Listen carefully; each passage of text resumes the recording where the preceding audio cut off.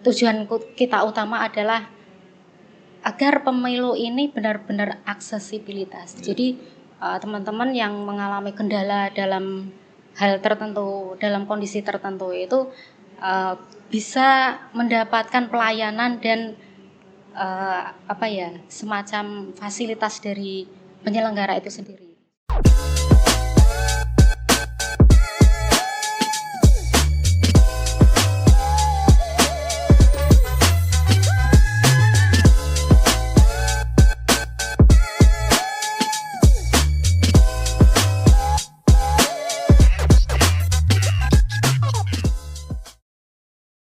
Assalamualaikum warahmatullahi wabarakatuh. Salam sejahtera untuk kita semua. Halo teman pemilih, selamat datang kembali di podcast Bisik, bincang inspiratif seputar informasi kepemiluan. Ruang dialog resmi yang kami hadirkan untuk memperkaya pemahaman masyarakat terkait berbagai isu strategis dalam penyelenggaraan pemilu.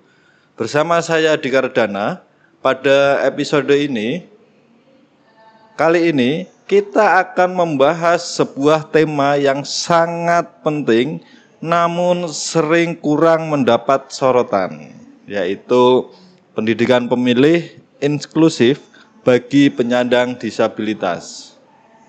Teman pemilih, pemilu adalah wujud nyata demokrasi dan salah satu prinsip utamanya adalah inklusivitas, yakni memastikan semua warga negara tanpa terkecuali dapat berpartisipasi secara setara.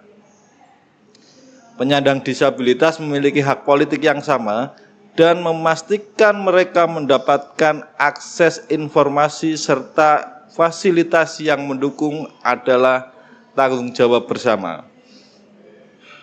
Untuk itu, hari ini kita telah menghadirkan seorang narasumber yang memiliki kompetensi dan pengalaman dalam isu ini.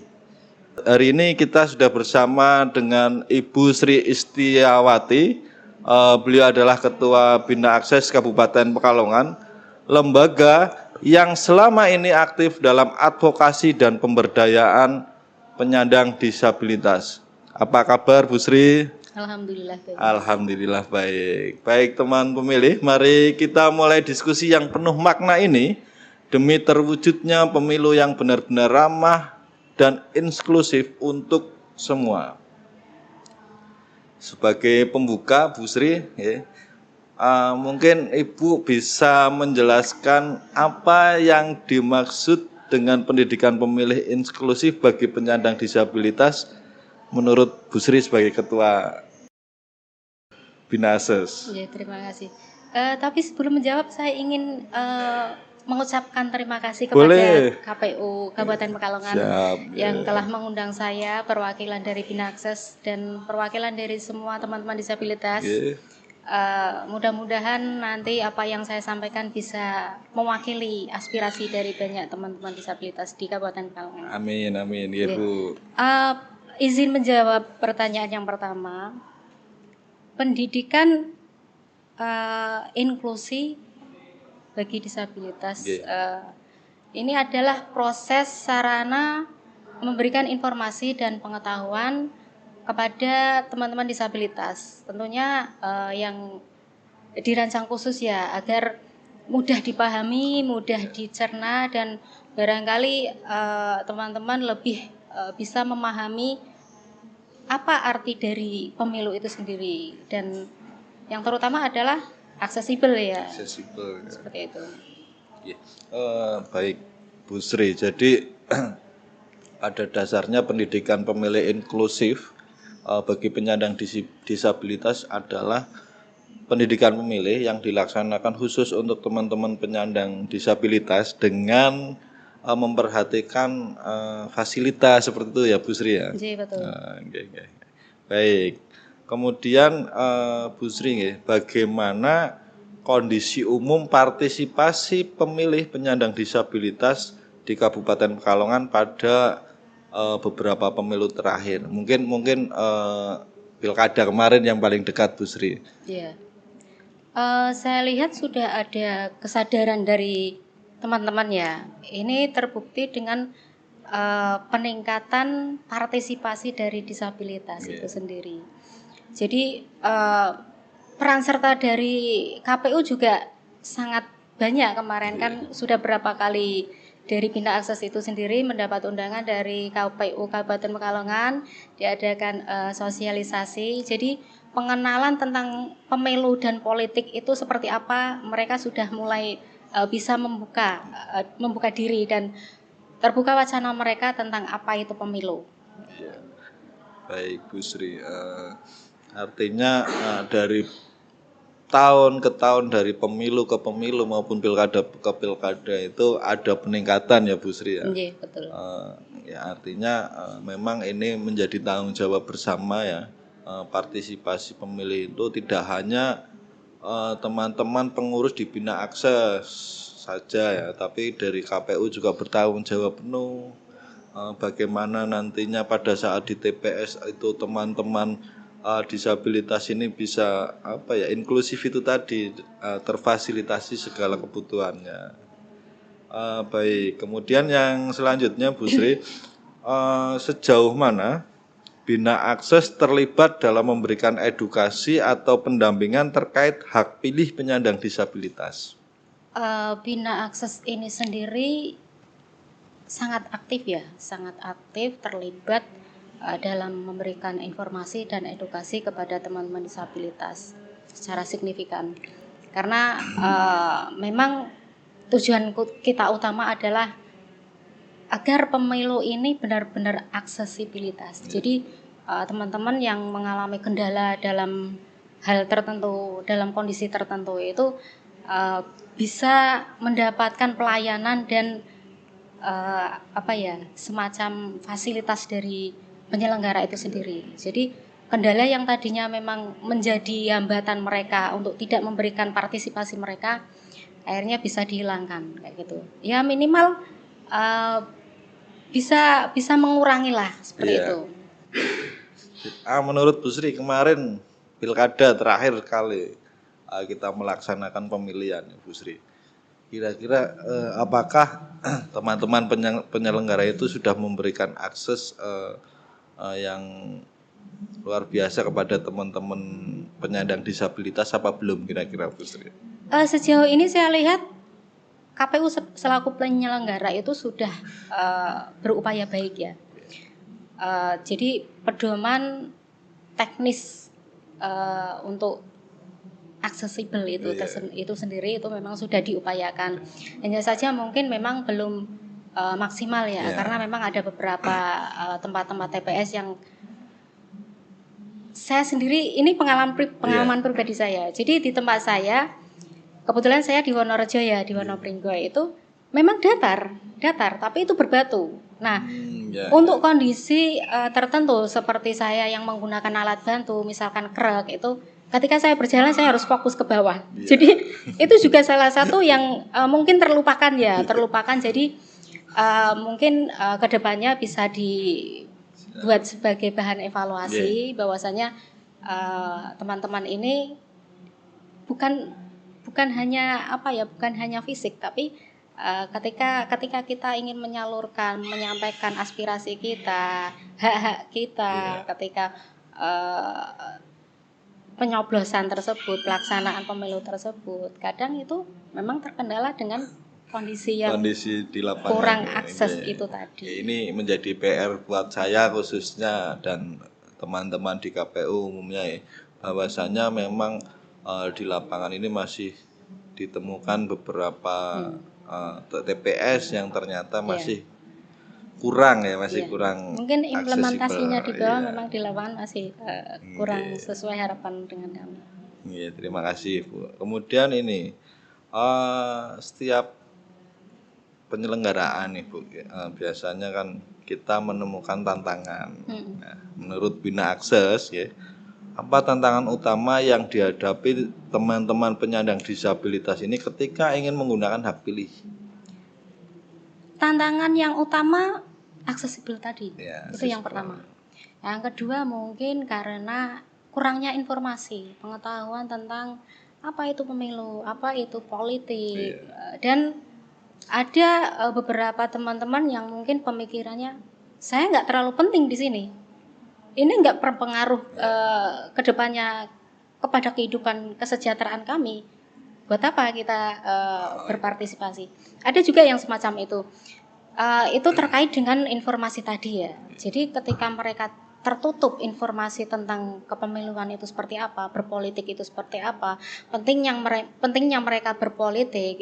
Jadi mereka juga menutup diri untuk tidak berpartisipasi seperti itu. Ini menarik ini teman pemilih. Jadi ini kedepannya kita Bu Sri ya, KPU sama Binakses harus lebih aktif ini. Siap. Bu Sri. Kemudian bagaimana Binakses menilai dukungan atau fasilitas yang selama ini disediakan oleh penyelenggara pemilu untuk kelompok disabilitas? Seperti yang saya ungkapkan tadi, sudah ada upaya yang baik dari penyelenggara, dalam hal ini KPU Kabupaten Pekalongan, sesuai dengan peraturan Undang-Undang Nomor 8 tahun 2016 dan Undang-Undang Nomor 7 tahun 2017. Nah, ini memang saya lihat ada upaya untuk memenuhi hak kami secara penempatan TPS itu sudah diupayakan agar aksesibel tadi. Cuma memang yang saya ungkapkan tadi, yang saya sampaikan tadi, ada beberapa TPS yang memang mungkin terlupakan ya. Jadi tidak terpantau atau seperti apa nanti ini bisa dijadikan bahan evaluasi. Mohon maaf ini. Nggak apa-apa, Bu.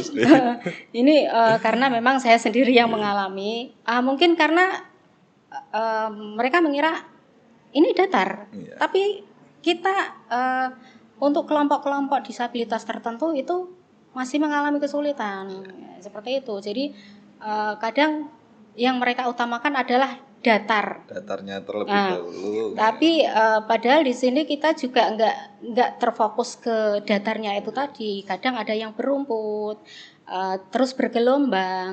Nah, untuk hal-hal semacam itu kan kita kadang ya aku kok rekoso banget ya, meh berpartisipasi saja kok rekoso kayak gitu. Dan ini mohon maaf kadang tidak ada pendampingan dari petugas KPPS itu sendiri. Mungkin karena minimnya pengetahuan mereka juga. Baik Bu Sri. Sekali lagi ini memang menjadi catatan ya buat kami di KPU. Semoga nanti pemilu depan semua wilayah yang khususnya ada teman-teman penyandang disabilitas memang harus diperhatikan lebih. Jadi sebetulnya memang kemarin sudah saya instruksikan, saya sendiri yang menginstruksikan ya TPS mana saja yang ada penyandang disabilitasnya harus diprioritaskan. Seperti itu Bu Sri. Namun ya karena ada beberapa kendala mungkin di lapangan juga ini juga menjadi perhatian buat kami. Keterbatasan ketenaga kerjaan. Bisa jadi itu juga. Karena kalau pada hari H itu kan teman-teman KPPS ini sibuk banget. Ini bahkan kemarin kita juga untuk ada beberapa TPS yang ada pemilihnya sudah sepuh terus sakit juga kami datangi juga, terus ada semacam pelayanan khusus seperti itu Mas Ri. Baik, selanjutnya ini. Menurut Mbak Sri, apakah masyarakat umum sudah memiliki pemahaman yang cukup tentang pentingnya pemilu yang inklusif?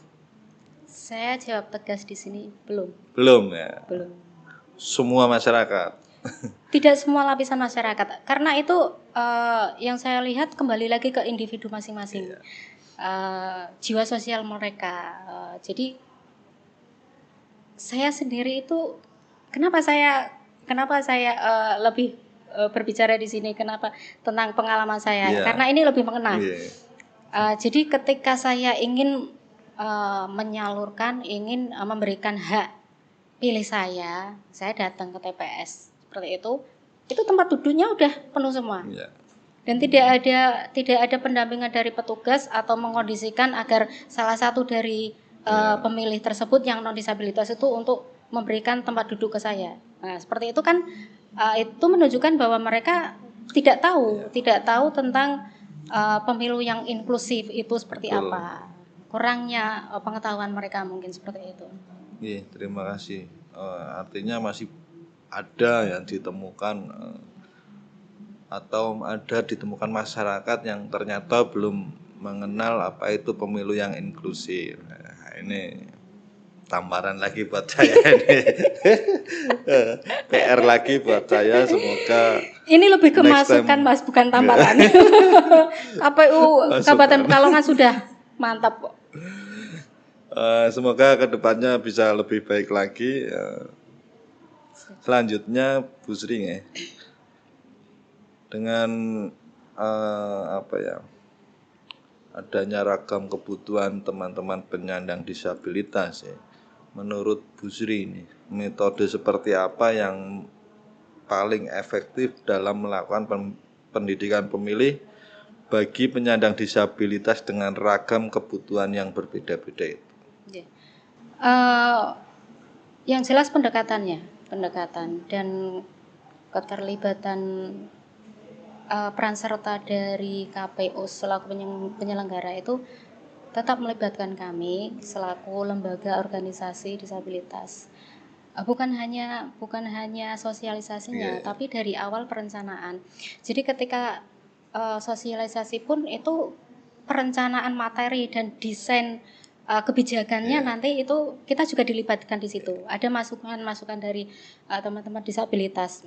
Jadi kebutuhan kami juga bisa tersampaikan secara langsung. Gitu itu. Keterlibatan dari teman-teman penyandang disabilitas ini diharapkan tidak hanya pada saat sosialisasi dan hari saja, tapi pada saat perencanaan juga sebisa mungkin dilibatkan seperti itu ya Bu Sri. Iya betul. Memang betul karena apa yang mereka butuhkan mereka yang tahu ya Bu Sri. Betul sekali ya. Selanjutnya terkait peran keluarga ya. Bagaimana peran keluarga dan lingkungan sekitar dalam mendukung partisipasi politik penyandang disabilitas? Peran keluarga itu sangat penting. Kenapa? Karena support system dari keluarga itu sangat berpengaruh untuk teman-teman pemilih dari disabilitas. Jadi perlu dibentuk suasana inklusi di lingkungan keluarga. Itu yang terutama. Kemudian pemahaman informasi, memberikan informasi, pemahaman tentang isu-isu politik dan pemilu, lalu pendampingan saat ke TPS pencoblosan itu tersebut. Jadi dia selaku penyandang disabilitas itu sendiri punya jiwa dia punya kepercayaan diri ketika ingin menyampaikan partisipasi dia, hak pilih dia lebih lebih mantap kayak gitu. Jadi pendampingan dari keluarga itu memang sangat dibutuhkan nih, karena ya itu tadi kaitannya biasanya teman-teman penyandang disabilitas itu lebih pede dengan keluarganya ya. Betul. Biasa diajak ngobrol, diskusi. Kadang sama teman di luar itu teman-teman penyandang disabilitas itu kurang pede. Makanya peran keluarga itu sangat mempengaruhi sekali dalam rangka proses pendidikan pemilih ya. Seperti itu. Oke, teman pemilih, masih banyak pertanyaan yang ingin saya tanyakan. Selanjutnya ini Bu Sri, adakah contoh praktik baik atau pengalaman sukses dari pemilu sebelumnya yang dapat dibagikan? Menurut saya kemarin pemilu 2024 itu sudah ada peningkatan baik ya. Kalau nggak salah sekitar 82,39% kalau nggak salah itu. Itu sudah menunjukkan bahwasannya sudah ada kesadaran dari teman-teman disabilitas itu bahwa pemilu itu penting, Iya. dan mereka juga perlu berperan serta di dalamnya. Jadi memang untuk mencapai 100% itu ya cukup sulit ya. Butuh proses. Butuh proses, tapi untuk di angka 82% itu sudah sangat banyak sih menurut saya. Dan ini memang perlu apa ya, kita lanjutkan lagi Bu Sri. Jangan hanya sampai di 82, tapi kita bisa optimis di angka 100%, walaupun dalam pelaksanaannya agak sulit. Perjuangan. Penuh perjuangan. Ya. Tapi untuk teman-teman penyandang disabilitas ini, KPU itu biasanya semangat sekali. Responnya baik kok. Sejauh ini responnya baik dan teman-teman juga respect Karena ketika itu teman-teman penyandang disabilitas memang salah satu kelompok pemilih yang memang harus kami perhatikan betul. Makanya saya sendiri mencoba komunikasi aktif juga dengan Bu Sri. Itu juga bagian dari kerjasama kami merencanakan pendidikan pemilih, sosialisasi dan lain sebagainya. Selanjutnya ya, bagaimana seharusnya penyelenggara pemilu menjalin kemitraan yang efektif dengan organisasi penyandang disabilitas? Bagaimana Bu Sri? sama sih, jadi ada pendekatan semacam sosialisasi dan simulasi karena ketika teman-teman mengalami kendala-kendala dalam kondisi tertentu itu mereka butuh pencerahan. Ya. Apa itu pemilu, apa itu politik. Jadi ketika disosialisasikan mereka jadi tahu wacana tentang apa itu pemilu. Ya, poin pentingnya adalah pendekatan. Jadi Betul. Segala sesuatu tidak hanya berbicara soal pendidikan pemilih, berbicara soal apa saja itu memang pendekatan itu yang paling utama ya Bu Sri ya. Terima kasih Bu Sri. Kemudian dalam hal penyediaan sarana aksesibilitas di TPS ya, apa saja yang menjadi kebutuhan prioritas bagi pemilih disabilitas? Biasanya itu apa? Yang pertama adalah tempat TPS itu sendiri, lokasinya harus datar, tidak berbatu, tidak berumput, dan tidak bergelombang. Juga pintu keluar masuk karena itu harus lebar karena ada beberapa teman kami yang menggunakan kursi roda. Semisal di tempat itu, di tempat TPS tersebut ada yang menggunakan kursi roda, itu juga harus diperhatikan ya. Karena beberapa teman kami juga sempat mengeluhkan hal itu ketika mau keluar masuk itu agak kesulitan. Kemudian pengadaan alat bantu ini terkait dengan teman-teman tunanetra, alat bantu semacam template braille ya seperti itu, dan mereka juga butuh kebebasan berdemokrasi. Mereka butuh kerahasiaannya. Jadi ketika ingin berpartisipasi secara mandiri itu ada fasilitas dari KPU sendiri. Kemudian di tiap TPS itu nanti disediakan kursi prioritas. Karena itu juga masuk kasus yang saya tadi seperti itu. Ketika sudah datang penuh kayak gitu kan, ini juga perlu diperhatikan. Lalu kursi roda barangkali ada yang membutuhkan di situ karena bukan hanya disabilitas tapi mungkin untuk lansia juga barangkali membutuhkan alat bantu tersebut.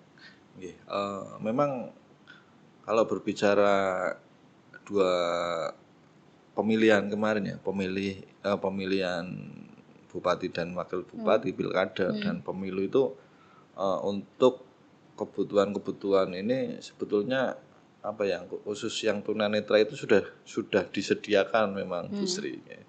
Tapi yang kaitannya dengan alat bantu lainnya misalnya kayak kursi roda tadi itu memang kami menyesuaikan dengan apakah di TPS ini ada penyandang disabilitasnya atau tidak. Terus kemudian penyandang disabilitasnya ini apa itu kita menyesuaikan itu. Jadi kalau memang ada yang salah satu TPS itu membutuhkan kursi roda misalnya, ya saya wajibkan harus ada kursi roda. Terus juga tadi juga masukannya baik sekali ya, kita berbicara soal inklusivitas ini diusahakan ya ada yang namanya ruang tunggu khusus lah ya, kursi khusus buat teman-teman penyandang disabilitas. Terima kasih sekali masukannya Bu Sri. Selanjutnya nih, masih dengan kaitannya TPS nih, bagaimana pandangan Bina Akses terkait pentingnya peningkatan kapasitas KPPS dalam memahami kebutuhan pemilih disabilitas.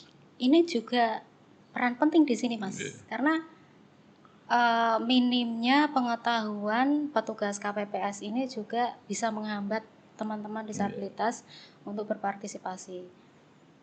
Pengetahuan mereka tentang prosedur pelayanannya seperti apa, kadang atau gini ya, kalau saya pengalamannya baru kemarin itu mendapat prioritas itu jadi ketika saya datang.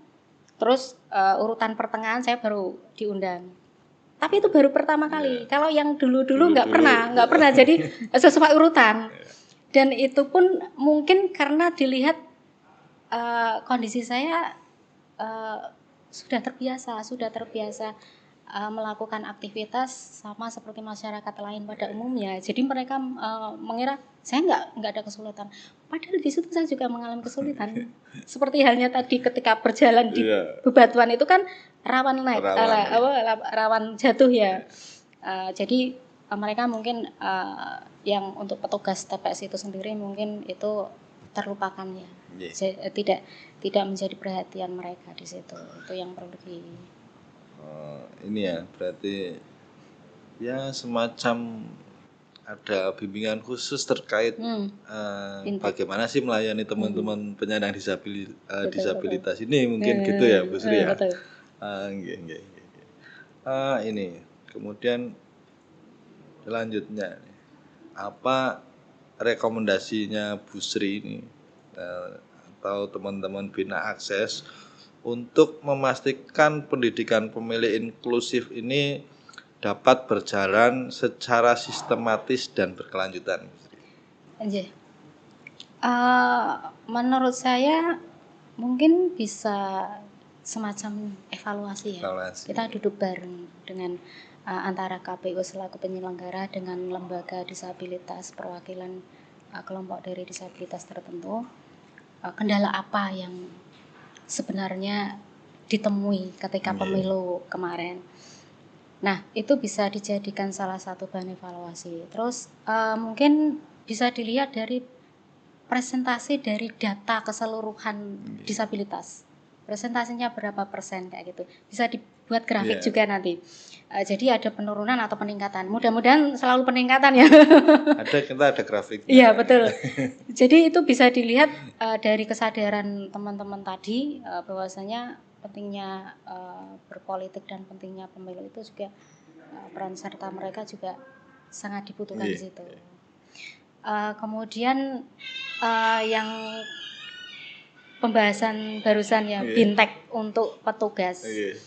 Jadi ini kenapa saya bilang perlu, karena memang yang sering terjadi di lapangan itu ketika mendapati beberapa pemilih disabilitas, mereka kurang respon baik. Mungkin karena minimnya pengetahuan itu tadi. Jadi perlunya diadakan bintek untuk petugas KPPS terkait dengan pelayanan dan prosedur pelayanan untuk disabilitas itu sendiri. Terima kasih Bu Sri.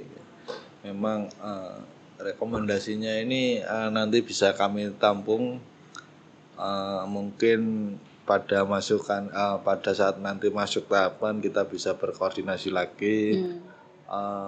Bisa juga kita pada saat BIMTEK mungkin nanti kita mengundang Bu Sri lagi ini biar teman-teman KPPS-nya langsung itu tahu apa sih yang dibutuhkan teman-teman disabilitas. Kita juga perlu pendampingan di situ Mas, karena kadang kita ewoh ya, Mas saya perlu pendampingan kayak gitu. Oh dia lagi kerja kayak gitu kan. Jadi kadang rasa ewoh itu kita kita tunda.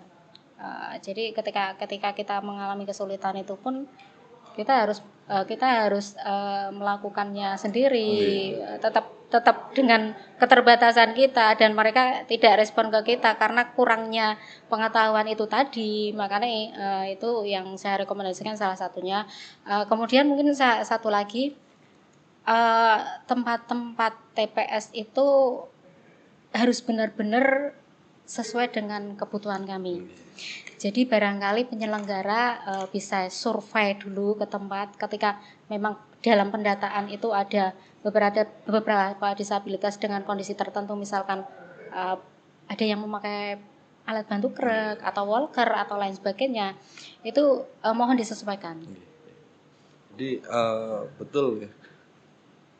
Setiap kita mau memilih TPS, menentukan TPS itu memang kita biasanya kasih tahu kepada teman-teman KPPS ini kita kalau memang di situ TPS-nya salah satu pemilih atau beberapa pemilih ada yang penyandang disabilitas, memang saya minta khusus nih buat teman-teman ini tolong kasih akses yang sesuai kebutuhan teman-teman dong. Biasanya memang dikasih tahu seperti itu, Mbak Sri. Ya mungkin tadi ada beberapa yang kelewat. Terus, kalau ada di beberapa tempat juga kemarin itu teman-teman disabilitas ini juga dibantu sama ini PAM TPS, itu ada juga yang saya tahu seperti itu. Ini memang masukan buat kami ke depannya ya. Ini selanjutnya untuk kedepannya ya, kira-kira apa strategi atau rencana bina akses dalam memperkuat kesadaran politik teman-teman penyandang disabilitas? Tetap mengadakan pendekatan, terus mungkin berbagi informasi tentang kepemiluan dan yang berkaitan dengan pemilu tersebut. Jadi teman-teman bisa tahu apa sebenarnya pemilu dan peran mereka itu seperti apa. Jadi yang tadinya mindset mereka, saya itu nggak penting loh di sini, itu mereka menjadi bahwa saya juga penting di sini. Saya juga punya peran penting di pemilu ini. Berarti ada rencana untuk memperkuat proses penyadaran politiknya. Tentunya itu tidak lepas dari peran serta KPU juga. Terus kami siap bekerja sama pokoknya. Terakhir Bu Sri, sebagai penutup, apa pesan atau harapan bina akses kepada para penyandang disabilitas menjelang pelaksanaan pemilu mendatang? Tetap berpartisipasi, memberikan hak pilih sesuai dengan hak pilih masing-masing. Jadi kita juga jangan terfokus ke mindset bahwasanya penyandang disabilitas ini adalah objek. Kita harus bisa menghilangkan itu, harus bisa merubah bahwa disabilitas ini juga mampu menjadi subjek aktif dalam pemilu, baik sebagai pemilih, penyelenggara maupun calon yang akan dipilih. Jadi ini juga harus ada peran serta dari berbagai pihak, baik dari KPU ataupun teman-teman disabilitas itu sendiri, karena ini menjadi tanggung jawab bersama. Dan saya pesan ke teman-teman Kabupaten Pekalongan khususnya, jangan pernah lelah untuk memperjuangkan hak-hak teman-teman disabilitas, terutama dalam hal ini untuk aksesibel tadi ya. Mudah-mudahan kedepannya untuk pemilu-pemilu mendatang sesuai harapan kami dan keinginan kami teman-teman disabilitas, pemilu yang ramah disabilitas, pemilu yang aksesibel bisa terwujud. Amin. Ya, terima kasih yang sebesar-besarnya Bu Sri, Sama-sama. Ketua Binakses Kabupaten Pekalongan atas penjelasan dan wawasan yang sangat mendalam. Kemudian dari perbincangan ini kita dapat mengambil beberapa poin penting ya, bahwasanya pendidikan pemilih inklusif ini merupakan kebutuhan mendasar untuk memastikan pemilih disabilitas mendapatkan informasi dan fasilitas yang setara.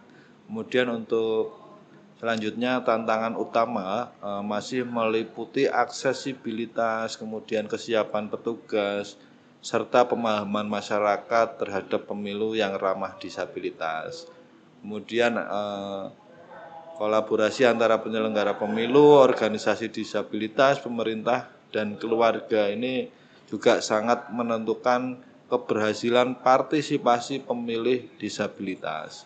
Kemudian yang selanjutnya, yang keempat ada upaya advokasi, sosialisasi berkelanjutan, serta penyediaan sarana yang memadai harus terus diperkuat agar pemilu menjadi ramah bagi semua. Semoga diskusi ini dapat membuka ruang kesadaran yang lebih luas dan mendorong seluruh pihak untuk mewujudkan pemilu yang inklusif, aman, dan bermartabat bagi penyandang disabilitas. Baiklah teman pemilih, sampai di sini dulu episode kita kali ini. Terima kasih kepada teman pemilih yang telah mengikuti hingga akhir. Jangan lupa untuk terus ikuti episode-episode berikutnya di podcast Bisik. Bincang inspiratif seputar informasi kepemiluan. Karena akan ada banyak tema menarik seputar demokrasi dan kepemiluan. Saya Dika Redana pamit undur diri, sampai jumpa di episode selanjutnya. Tentu dengan tema dan narasumber yang tak kalah inspirasi. Podcast Bisik menginspirasi dan mendidik untuk demokrasi yang lebih baik. Wassalamualaikum warahmatullahi wabarakatuh.